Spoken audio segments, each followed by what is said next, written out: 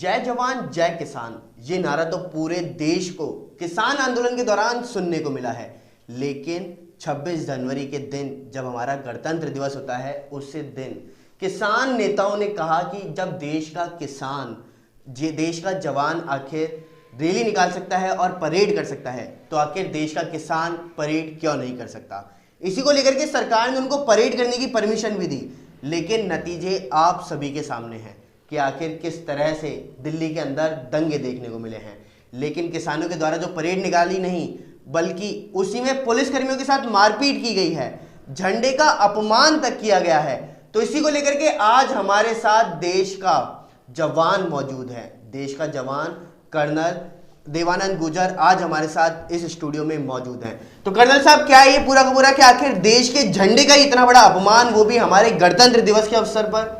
मैं जी आज सबसे पहले बताना चाहूँगा कि ये जो 26 जनवरी के दिन जो घिनौना एक हमें सीन देखने को मिला है, इस देश को बड़ी शर्मसार करने वाली बात देखने को मिली है। सबसे पहले बता दूं, क्योंकि ये जिस नाम को लेकर के ये भीड़ तंत्र ने जो कार्रवाई की है, उसको किसान का नाम दिया गया है। मैं नहीं मानता मैं या कोई भी सामान्य जनमानस देश का किसान की कोई भी मांग पूरी हो उसके खिलाफ है। रादर वो हम सब किसान के साथ हैं और सरकार से हर मंच पे हमने कहा कि किसान के साथ न्याय हो, ऐसी हम सब की मांग रही है। तो कोई ये सोचे कि हमारा किसान से कोई विरोध है, कतई नहीं। लेकिन आपको याद होगा पुलकित जी, मैंने आपको पिछली हमारी चर्चा में बताया था कि देखिए जिस प्रकार से ये करीब 2 महीने तक वहां पर ये आंदोलनकारी बैठे थे, ये आंदोलनकारियों के बीच में क्या मसला क्या था? नाम मखौटा तो था किसान की मांग को लेकर के, एमएसपी को लेकर के, हाँ, किसान की मांग को लेकर के, एमएसपी को लेकर के मखौटा लेकर के बैठे थे। और थोड़े दिनों के अंदर सरकार ने बोला आपकी एमएसपी क्यों, कोई भी मांग है हम मांग लेंगे। जब सरकार ने बोला हम मांग लेंगे तो उन्होंने कहा नहीं नहीं नहीं नहीं नहीं, हमें तो पूरा बिल वापस चाहिए, बिल वापस तो घर वापस, ये नारा आ गया। तो तब ये समझ में आने लगा सरकार को और देश को कि ये मांग इनकी एमएसपी नहीं है, मामला कुछ और है। उसके बाद धीरे धीरे आपने देखा होगा चीजें देखने को मिली। सबसे पहले वहां पर जिस प्रकार से बंदोबस्त किया गया था उनके रहने का, वो आलीशान था। मैं कई जगह बीच में चर्चा कर रहा था, उन्होंने कहा कि कर्नल साहब आप नहीं आए, मैं तो गया था, बहुत मजा आया। मैंने कहाँ गए थे? कि साहब वहां पे बिरयानी खाने को मिल रही थी, वहां बड़े बड़े पकवान थे और बोला बस आओ खाओ पियो, और एसी वाले मतलब जो गरम गरम हीटर वाले टेंट्स, और वहां मसाज पार्लर, पता नहीं क्या क्या उन्होंने व्यवस्थाएं की थी। नंबर 1। नंबर 2, उस तक तो किसी को भी शिकायत नहीं थी देश में, पर शिकायत कब होने लगी? जब वहां पर नारे लगने लगे इंदिरा को ठोका मोदी को ठोकेंगे, बिल्कुल, मर जा मोदी, हाय हाय मोदी, बच्चों के मुंह से ऐसे नारे लगने लगे। फिर वहां पर सामने आने लगा एक शर्जिल इमाम, एक वो देश का गद्दार है जिसने देश को तोड़ने की साजिश रचने की पब्लिकली उसने अपने आप को सामने कहा, उसको जेल डाल रखा है देश ने। उसकी रिहाई की मांग आई, तब हमारे जो खुफिया विभाग है उनके कान नाक आंख खड़े हो गए कि हो क्या रहा है मामला। जब उसकी मांग को लेकर के जब पब्लिक में रोष आने लगा, उसके अगले दिन वहां पर आता है, अगर आप सबको देशवासियों को पता हो, भिंडरवाला एक वो उग्रवादी था जिसने हमारे गोल्डन टेम्पल की जो पवित्रता थी उसको उसने खंडित किया था। और उस आदमी की फोटो लग के भी कुछ जगह आने लगी कि भिंडरवाले के फॉलोवर। वही नहीं, बहुत सारे लोग वहां पर फॉरेन फंडिंग की रिपोर्ट्स आने लगी, बहुत सारी रिपोर्ट्स आने लगी कि हमारी मांग सरकार को नीचा दिखाना है, ये बिल वापस है, हमें इससे कम कोई मंजूर नहीं है। बहुत सारे दूसरे विदेश के लोग, क्योंकि वैसे भी देखिए 26 जनवरी और 15 अगस्त बहुत पावन पर्व हैं देश के, और पिछले 40 वर्षों से तो मैं मेरे जीवन काल में देख रहा था, कोई भी एक ऐसा नहीं था जहां पर सिक्योरिटी के कंसर्न नहीं होते थे। सेना चौकस रहती थी, पुलिस चौकस रहती थी, टेररिस्ट स्ट्राइक करने का प्रयास करते थे। तो इसी दिन ऐसा इनकी कार्रवाई होती है। अब 2 चीज देखिए साहब, मैं पहले भी कहता था कि कहीं से इसके अंदर मुझे देश के खिलाफ जो ताकत दुनिया में काम कर रही है, भारत में रह करके पाकिस्तान, चीन या उन गद्दारों की भाषा बोलते हो, या हिंदुस्तान का नमक खा करके हिंदुस्तान के खिलाफ भोले भाले मासूमों को भड़काने का काम करते हो, या कोई वो लोग हैं जो फॉरेन पावर्स है यहां पर उनको बैठा करके फंडिंग कर करके काम करवा रहे थे। पर ये क्लियर हो गया था इसमें विदेशी ताकतें हमारे पहले, अब इससे पहले देखिए पिछली बार एक सीए का कानून के ऊपर लड़ाई झगड़ा हुआ बड़ी स्टाइल से, दिल्ली पे दंगे देखे। हाँ, इन्होंने क्या कहा कि नागरिकता तुम्हारी छीन ली जाएगी। सब लोगों ने बताया भाई ये नागरिकता देने का कानून है, छीनने का नहीं है। उसी प्रकार उसकी बाद में साजिश सामने आई। इसके अंदर भी बुद्धिजीवियों को लगा कि भाई जब कानून बने हैं, कानून कुछ भी हो उसकी चर्चा नहीं है, कानून सरकार ने बनाए, सरकार ने बोल दिया अगर कानून में कमी है संशोधन किए जाएंगे, तो मैं मानता हूं किसान के हित के थे।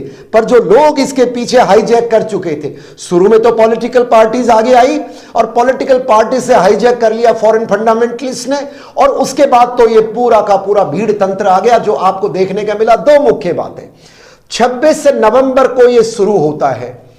आप देशवासियों में आपको बता दूं सैनिक होने के नाते 26 नवंबर जिस दिन शुरू किया था उस दिन पूरा देश हमारे मुंबई के हमले में जो घायल हुए, जिनकी मौतें हुई, उन नागरिकों को नमन करने का दिन है। राइट फ्रॉम प्रेसिडेंट से लेकर के एक सामान्य जनमानस मेरे जैसा जो सड़क पर बैठ करके उनको वंदन करता है। लेकिन इन गद्दारों ने, देशद्रोहियों ने, इन विघटन ताकतों ने, इन खालिस्तानियों ने, इन टुकड़े टुकड़े गैंग ने, इन चीन के समर्थकों ने, इन पाकिस्तान के एजेंटों ने क्या किया, उसी दिन ये चुना। और मामला क्या चुना? भावना से जुड़ा हुआ, किसान किसान कर करके, और जिस प्रकार से इन्होंने शुरू किया पर देश गुमराह नहीं हुआ। फिर देखिए बारी आती है 26 जनवरी को कल्मिनेशन। जैसा मैं पहले भी कह रहा था कि 26 जनवरी को ये क्या करना चाहते हैं, सरकार को छोटा दिखाने, देश को बदनाम करने के। और मैंने उस दिन भी कहा था ये कौन से किसान हैं जो इस सारी कार्रवाई के साथ कहते हैं कि झंडा हम 26 जनवरी को वहां पर राजपथ। एक बात बताओ, सेना की कार्रवाई में क्या किसान झंडा लेके जाना उचित है? अरे सैनिक का काम तो सैनिक ही करेगा ना। और तो और देखिए एक बहुत बड़े राजनेता, दुर्भाग्य देश का, वो क्या कहते हैं, बॉर्डर से सेना हटा दो। अरे भाई साहब, हैव यू गॉन मैड? और यहां पर आप मजदूर और किसानों को बॉर्डर से ही सेना को हटा देंगे तो क्या ये हो क्या रहा था? पुलकित जी, मैं 1 मिनट में मेरी बात समाप्त कर दूंगा। और इन्होंने 26 जनवरी, मैं देश को बताना चाहूंगा 26 जनवरी का मतलब क्या है। 26 जनवरी वो हमारा पर्व है देश का, जिस दिन हम संविधान यानी कॉन्स्टिट्यूशन की शपथ लेते हैं और अपना विश्वास इसमें जताते हैं। 1950 के अंदर यह अपनाया जाता है 26 जनवरी के दिन। इसके दिन 2 महत्वपूर्ण काम होते हैं देशवासियों। पहला काम यह कि पूरे साल भर में जितने भी सैनिक अपने शौर्य और पराक्रम दिखाते हैं, या तो वीरगति को प्राप्त हो जाते हैं या वो बच जाते हैं। दोनों केस के अंदर इनको सम्मान देने के लिए, जो वीरगति को प्राप्त हो जाते हैं उनके परिवारों को सम्मान किया जाता है, और जो खुद जिंदे रहते हैं और दुश्मन का मुकाबला करने में देश की सेवा कर पाते हैं उनका सम्मान होता है। एक चीज। दूसरी चीज क्या होती है, 26 जनवरी के दिन जो हमारी परेड होती है, वो परेड के अंदर हमारा साजो सामान, वेपन, इक्विपमेंट, कल्चर, इतिहास, सारी चीजें दिखाई जाती हैं। और वो दुनिया को हमारी ताकत दिखाने का एकमात्र जरिया होता है जो एक साल में सिर्फ एक बार होता है। ये 2 ही एक्टिविटीज होती हैं, और इन दोनों एक्टिविटी से ना तो किसी किसान का लेना देना, ना किसी नागरिक का लेना देना। वैसे हर नागरिक वहां देखता है कि मेरे देश कितना उन्नति किया। और उसी दिन ये जो विघटनकारी लोग थे, फंडामेंटलिस्ट लोग थे, किसान तो मैं नहीं मानता हूं इसमें था, किसी को शक है तो बोल दो, डिबेट कर लीजिएगा। लेकिन आपने बोला कि वहां पे किसान मौजूद नहीं था। लेकिन अगर किसान वहां पे मौजूद नहीं था तो फिर आखिर जो उग्रवादी प्रदर्शन देखने को मिला वो किसके द्वारा था? क्योंकि महिला पुलिसकर्मी को मारते हुए का फुटेज सामने आया है, साथ ही बसों को धक्का देकर के ट्रकों से गिराने का फुटेज सामने आया है। तो आखिर अगर किसान नहीं था तो कौन था? देखिए, आपसे हमारी चर्चा हो रही थी, मैं यही बताना चाहूंगा जो 26 जनवरी के दिन इनको कंट्री को चैलेंज करने का जो साहस दिखाया। और देखिए, एक वो सिख का कोई एक ऑर्गेनाइजेशन है जिसने करीब करोड़ों रुपए की राशि उसने की थी पिछले 15 अगस्त पे भी, और इस बार 26 अगस्त पे भी कि जो तिरंगा, जो अपना ये खालिस्तान का झंडा फहराएगा, हम उसको इतने करोड़ रुपए देंगे। पहली बात। दूसरी बात, किसान इसके अंदर थे या नहीं थे वो अब विषय खत्म है।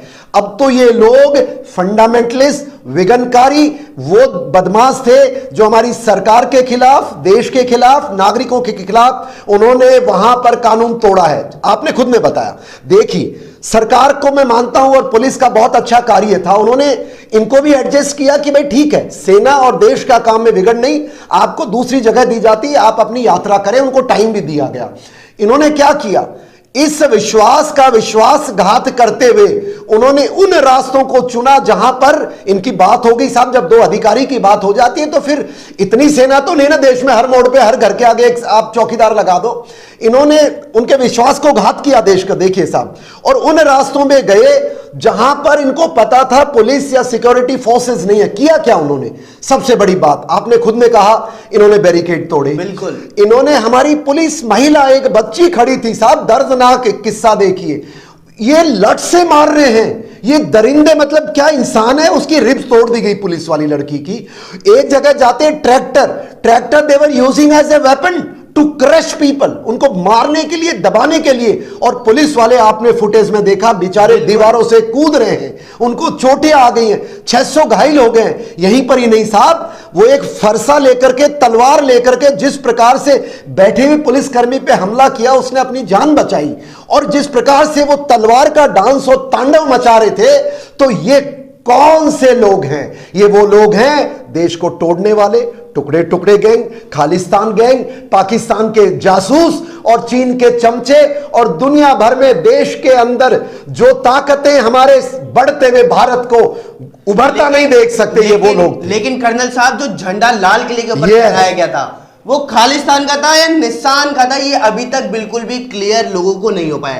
तो इस बारे में आप बताइए कि आखिर ये झंडे को लेकर के क्या मसला है पूरा का पूरा। देखिए, सबसे पहली बात है, ये 3-4 जगह ये किस्से हुए हैं जहां पर हमारे राष्ट्र ध्वज, और मैं आपको बता दूं नागरिकों, सेना के लिए या किसी भी वर्दी वाले के लिए, किसी भी नौकर के लिए, और किसी भी राष्ट्रभक्त नागरिक के लिए तिरंगा सबसे अहम है।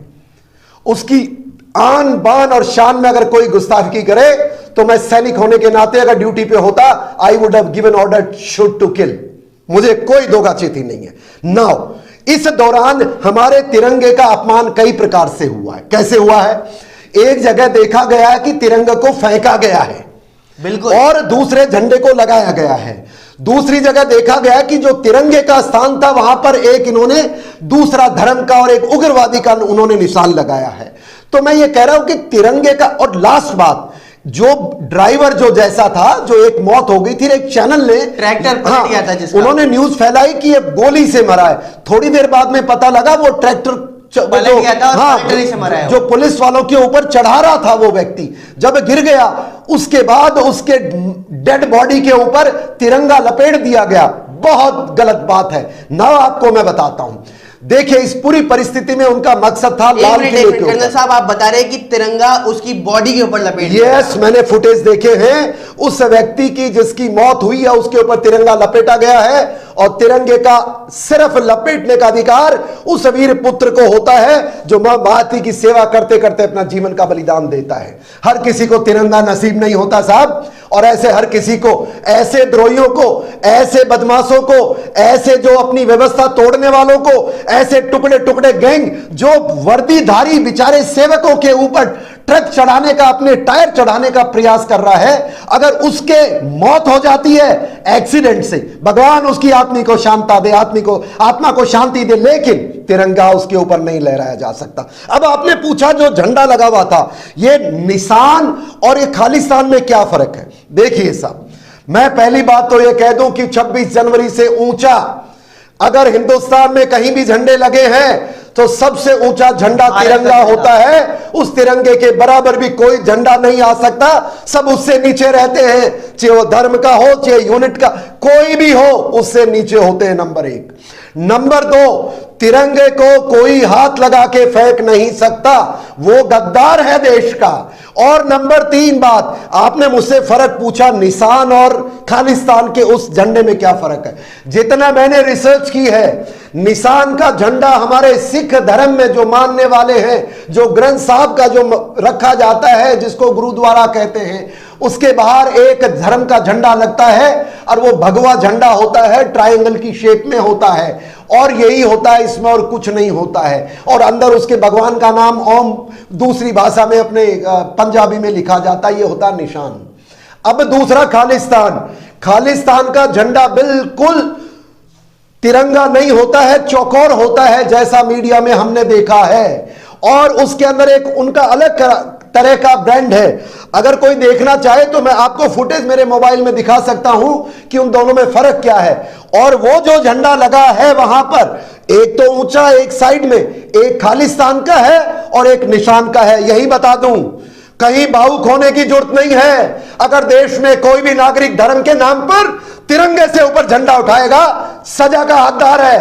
आप धर्म का नाम लेकर के तिरंगे का अपमान भारत में नहीं कर सकते, क्योंकि भारत अभी तक पंथ निरपेक्ष देश है। और तिरंगे के लिए मैं सुन रहा था, कई लोग कह रहे थे पुलकित जी कि अरे निशान है, निशान है तो मंदिर में लगाओ, निशान है तो गुरुद्वारे में लगाओ। उन जिन्होंने उस निशान का अपमान किया है, गुरुद्वारे से हटा करके वहां ले गया है, उनको सजा दो, ना कि देश के तिरंगे का अपमान हो। और वैसे भी हमारे सिख भाई तो बड़े वीर पुत्र हैं, उन्होंने तो भारत में बड़े बलिदान दिए हैं, तो उनके साथ, उनके नाम को लेकर के ये जो ताकतें हैं, उनके साथ सख्ती से निपटना चाहिए। आज समय आ गया है, एफआईआर से काम नहीं चलेगा मोदी जी। होम मिनिस्टर साहब, एफआईआर काफी नहीं है, एफआईआर के बाद अब अरेस्ट शुरू होनी चाहिए।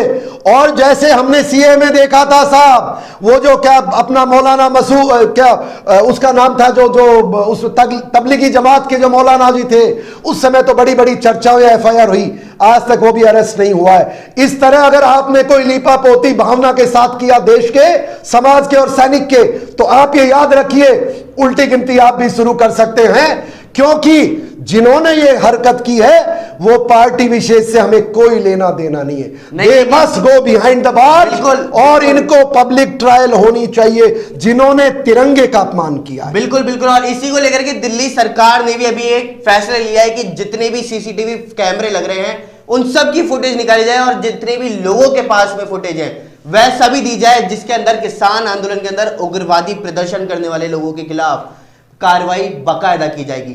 तो इस खास मुलाकात के अंदर बस इतना ही। देखते रहिए News 19। नमस्कार।